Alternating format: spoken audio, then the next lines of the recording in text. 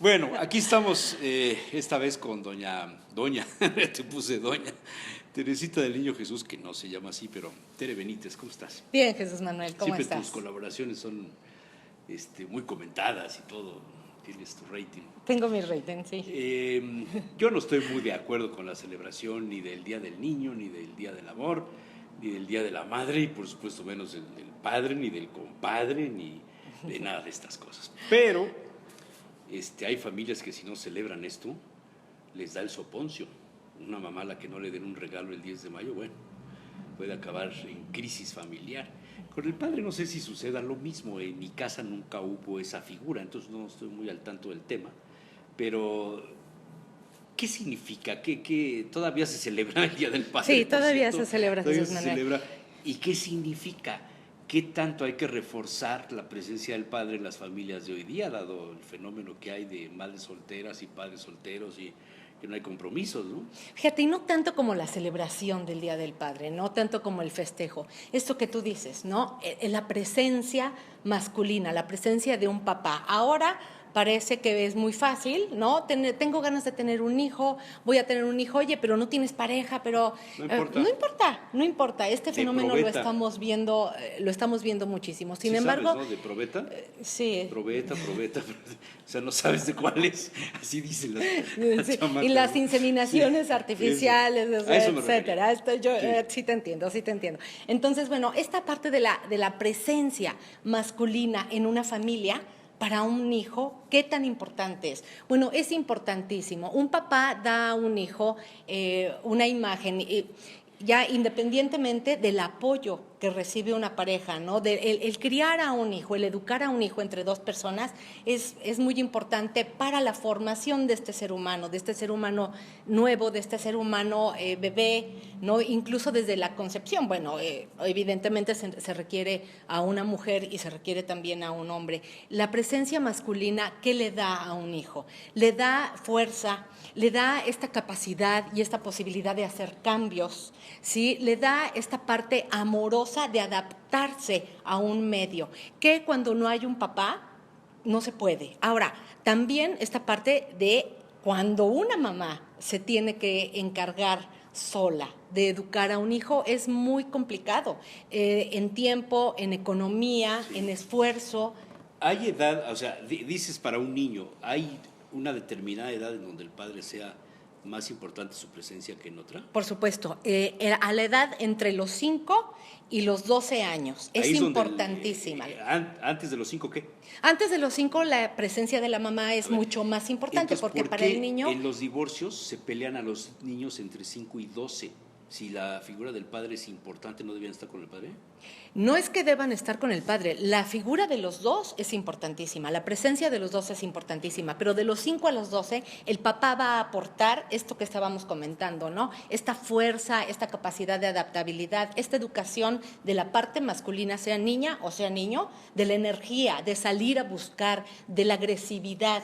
Entre los 5 y los 12 años es cuando se va formando esta capacidad, por lo tanto es muy importante la presencia del papá en ese momento de la vida del niño. Ahora, Antes, espérame, déjame que te diga algo, antes la presencia de la mamá es más importante porque estamos hablando de la sobrevivencia. Se necesita a la mamá para la que lo alimentación, alimente, lo bañe, lo calor. cuide, esta parte de contacto físico, esta parte de ternura, es antes, ¿no? Desde que el bebé nace hasta los 3, 4, 5 años. Pero después el niño se empieza a dar cuenta que hay otras personas aparte de mamá.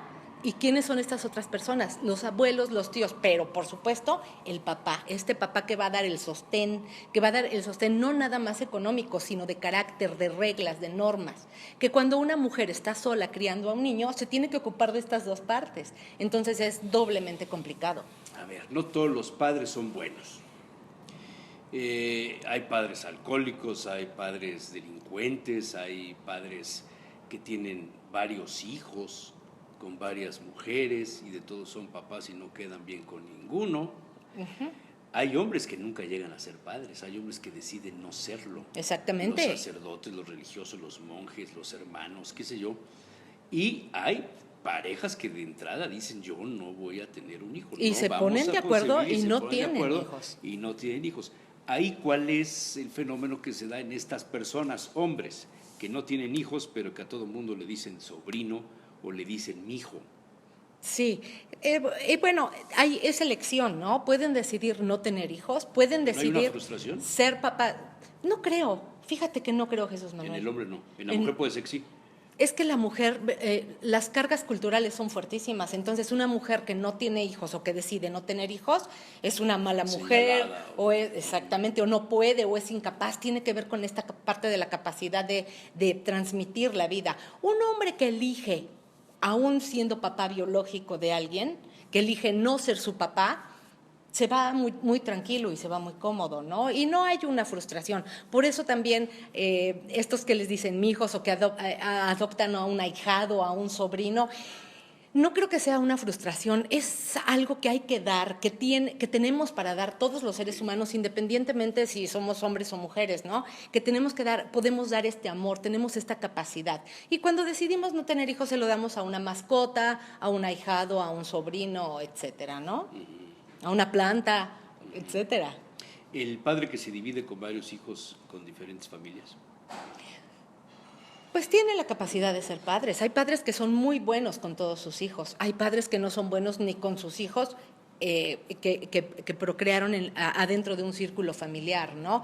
Pero sí hay papás que pueden ser buenos papás. ¿Qué es ser bueno papá? Buen papá es estar con la presencia, en la presencia de otros niños, con la presencia de cada uno de sus hijos, aportándole esta fuerza, aportándole este apoyo económico, emocional, psicológico, espiritual, laboral, ¿no? Papá, ¿qué estudio? Acompáñame a comprar el anillo de compromiso, toda esta figura de compartir un deporte, un ejercicio. El papá es muy importante para estos niños, esta presencia es muy, muy importante. Y puede ser que sea con su esposa o que haya tenido hijos con otras personas. Sin embargo, yo creo que un hombre tiene la capacidad y la obligación de estar presente para cada uno de sus hijos. ¿Qué es ser un buen padre? Pues un buen padre es estar. Un buen padre es estar apoyando, es estar comunicándose, es tener esta capacidad de dar ternura desde la parte masculina, que es diferente a la parte femenina. Es apoyar económicamente. Esto nos toca también a las mamás, por supuesto, pero a los papás es fuerte, es el ejemplo, es la capacidad de decirle, tú puedes y mira, te estoy enseñando, ¿no? Cómo sí se puede. Tener educación, tener viajes, tener lujos, tener comodidad en la vida, bienestar, tranquilidad y seguridad. Es que se metió un ruido. Ya, oye, si quieres volvemos a empezar. No. Oye, otro asunto, el padre que se queda viudo, el que hace frente a los hijos sin la madre. Depende de la edad de los hijos, pero hay muchos papás, y yo los admiro muchísimo, que deciden entregar su vida a la educación y estar en la presencia. Cuando los papás van teniendo otra pareja, van olvidando a los niños y van quitándoles su presencia y su apoyo. Cuando la mamá se va, claro que cuando son muy bebés necesitan el apoyo de alguien más, ¿no? Porque no se puede dar apoyo económico y presencia. Eso es lo complicado de nuestras épocas. Pero hay papás que claro que lo pueden hacer, que se dividen perfectamente bien y que están ahí presentes, apoyando a sus hijos. Incluso hay papás que mandan a sus hijos a estudiar al extranjero, pero ahí están, los llaman, los van a ver. No se requiere estar con ellos 24 horas al día. O sea, no se sufren, los hijos no sufren igual cuando falta la madre que cuando falta el padre. Yo creo que sí, Jesús Manuel. O sea, más fuerte todos la los de la madre. depende de la etapa, depende del momento. Y cuando un papá no está, también es muy fuerte, también es muy doloroso, también está este interrogante de ¿por qué mi papá me dejó? ¿A dónde se fue? ¿A quién eligió más que a mí? Las mamás estamos como más obligadas y desde luego nos une un amor y un lazo mucho más fuerte que el papá. Un papá no tuvo a un niño 9 meses en su vientre, ¿no? Eso es lo que las mamás nos dicen y lo sentimos. Por eso estamos más unidos a nuestros hijos que los papás. Pero un papá energéticamente, emocionalmente, fíjate, ahora los jóvenes cuando se embarazan, y así lo dicen, estamos embarazados y están asumiendo el placer, el gozo, la responsabilidad y la salud de ese nuevo ser, ambos. Eso me encanta de los jóvenes, están asumiendo la paternidad juntos. Sí. No sé si fuiste tú o fue en otro programa, pero alguien dijo que la posición de madre la elige la mujer. Es una elección, es una decisión de si voy a ser madre. Sí. Pero un padre pasa por ese mismo proceso de decir voy a ser padre. Sí, también. Quiero tener hijos, estoy listo, soy capaz, estoy ganoso de tener esta responsabilidad, tengo ganas o no. ¿Qué pasa cuando el primer hijo no es varón? Siempre hay esa cuestión un poco de machismo, de que el primer hijo debe ser varón y que debe llevar además, por desgracia o por gracia, el nombre del padre y del abuelo, porque es el primero. Ese es un tema tremendo, de de la carga de los sobre nombres. todo si el abuelo fue muy famoso, muy importante, y luego el nieto quiere ser más y... No estoy hablando Las de cargas, concreto, pero vamos, sí, yo creo que hay sí. cargas emocionales. Sí, hay cargas emocionales y energéticas. Y yo sé que tú no eres muy amigo de estas teorías energéticas, sin embargo, un nombre heredado también hereda más allá del nombre, ¿no? Muchas cuestiones energéticas. Fíjate que parece que no, pero sí, todavía es muy importante para un hombre que su primer hijo sea varón. ¿Por qué? Porque este hijo, aparte de que va a heredar el apellido, no, es como un orgullo para un hombre. Bueno, entre los Ford, por ejemplo, ¿no? Henry Ford o los Rockefeller, el primero, el segundo y el tercero, ¿no? Así es, O porque sea, se transmite el apellido, se el transmite apellido, el nombre y se transmite la fortuna. Oye, y si yo soy ¿pero es solo doctor, la fortuna o es algo más? es algo como más. la fuerza es del como la carácter, fuerza, de la familia, sí, del poder, exactamente, como el de imperio, la transmisión de algo genes, como de casa de la, real. exactamente. Algo como de Como casa los real. reyes, ¿no? Cuando es la primogenita es una niña, no, híjola, ya se rompió ahí la transmisión de la corona, no sé cómo se maneja, ¿no? Tú lo Sí, sabes. según las casas reales. Sí, Hay, depende de cada casa real, casos porque donde la sí mujer hay, sí puede sí hay heredar y otros casos, donde no. pero otras en donde no. Hasta, bueno, si hay un hombre, inmediatamente la mujer pasa al segundo lugar. Eso también es otro asunto. Pero fíjate que yo ya no estoy muy de acuerdo con eso y ya no se utiliza tanto, ¿no? ¿Cuándo se deja de ser padre? Nunca. Nunca. O sea, cuando las hijas o los hijos se casan, ya hasta ahí llegó el tema, No, hombre, ¿no? ¿cómo crees, Jesús Manuel? Seguimos siendo padres y los padres siguen siendo padres, siguen otorgando esta parte de fuerza. Incluso tú escúchalo, ¿no? Cada vez que un adulto necesitamos un consejo, recurrimos a nuestro padre. Depende del consejo, si es un consejo tío, del corazón. al abuelo. Ajá, exactamente. Esta figura masculina verdaderamente es importantísimo en la presencia de un hombre en la familia. Porque si no es el papá, no se preocupen, va a ser el tío mayor, va a ser el abuelo, ¿sí? Va a ser la pareja de la mamá, que muchas veces también ejerce esta figura. ¿El padrastro? Pues depende del padrastro, porque fíjate que hay padrastros que rechazan al hijo de la terminan mujer. porque el niño no acepta nunca al padrastro. Pero cuando son padrastros amorosos, cuando son padrastros dispuestos, y esto también tiene que ver con elección, ¿sí? Y sí hacen clic, porque si no hacen clic el hijo y el padrastro, valió gorro. Pero cuando sí hay este clic amoroso, el padrastro puede hacer una función maravillosa de papá, siempre y cuando sea elegido, siempre y cuando... Hay que trabajarlo, no es lo mismo tus hijos que mis hijos, entonces hay que trabajarlo mucho, hay que darse cuenta que no es una relación de poder, no estamos luchando por el amor de la mamá, de tu mamá y de mi esposa ahora, sino estamos juntos aquí eligiéndote, y esto es maravilloso, también sucede con los hijos adoptivos.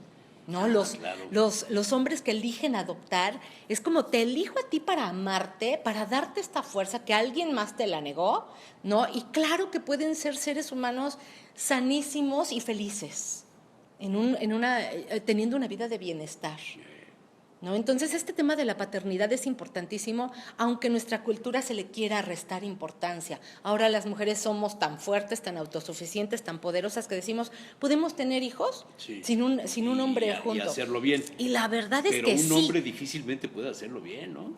No, yo creo los que dos también. papeles, ¿no? Yo creo que sí puede ¿Conoces a hacerlo alguien bien. que- Sí, sí conozco a alguien muy cercano, lo adoro, ¿no? Es mi hermano y lo ha hecho maravillosamente bien. Ahora el resultado son unos hijos maravillosos que tiene. Yo creo que sí lo pueden hacer juntos, pero es cuestión de amor, es cuestión de elección y es cuestión de estar, de darse. Claro. Muy bien. Interesante el tema de la paternidad. Muy interesante. Responsable. Así es.